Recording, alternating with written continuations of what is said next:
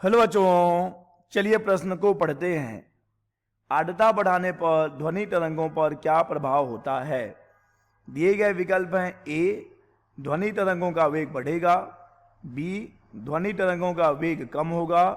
सी, ध्वनि तरंगों का वेग समान रहेगा। या फिर डी, ध्वनि तरंगों का वेग शून्य होगा। तो चलिए बच्चों, सबसे पहले हम लिख लेंगे मूल अवधारणा। मूल अवधारणा जिस पर कि यह प्रश्न आधारित है। बच्चों, यह प्रश्न आधारित है ध्वनि के वेग पर। बच्चों, हम जानते हैं किसी भी माध्यम में ध्वनि का वेग और जिसका सूत्र होता है v बराबर वर्गमूल गामा p बटे रो, जहां पर कि बच्चों p है दाब, रो है घनत्व और गामा है विशिष्ट उष्माओं का अनुपात Cp बटे Cv।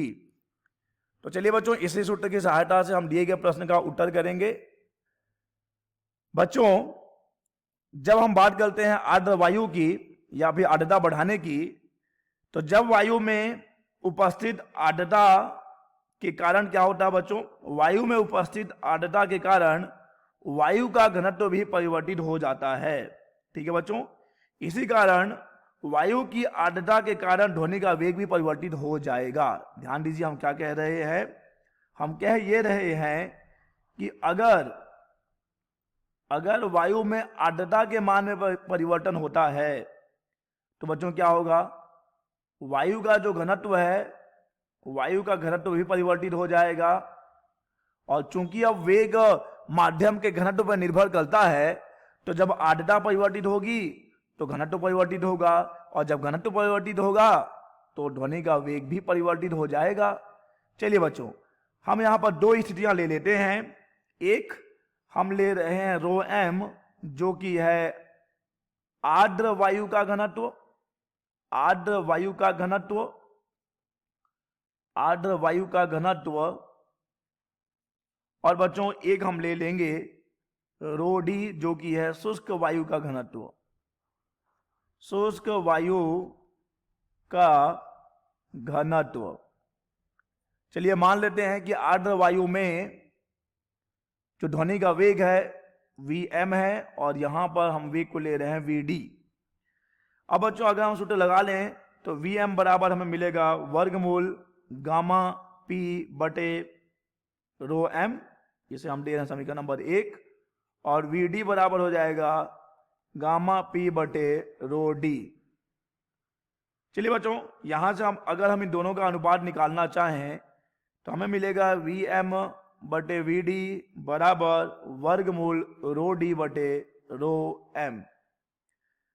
अतः बच्चों हम देख सकते हैं कि यहां पर Vm और Vd का जो अनुपात है वह वर्गमूल रो डी और रो एम के अनुपात के बराबर है। अब बच्चों ध्यान दीजिए कि आर्द्रता की उपस्थिति के कारण होगा क्या। आर्द्रता की उपस्थिति, आर्द्रता की उपस्थिति से वायु का घनत्व कम हो जाता है, कम हो जाता है। आर्द्रता की उपस्थिति के कारण वायु का घनत्व कम हो जाता है, अतः अगर हम आर्द्रता बढ़ाएंगे तो घनत्व और कम होगा।